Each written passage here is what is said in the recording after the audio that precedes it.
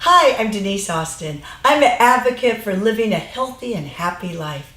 And today I'd love to show you ways that you can relax and recover with the foam roller. First, for your back, your spine. Lie back and really feel the stretch and the massaging of your back. Great for the muscles, especially around your scapula that get tight. You could go all the way up to your neck. It feels, oh my gosh, feels so good.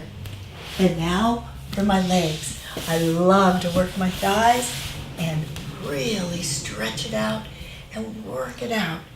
It feels so good. It's really getting the muscles nice and loosened.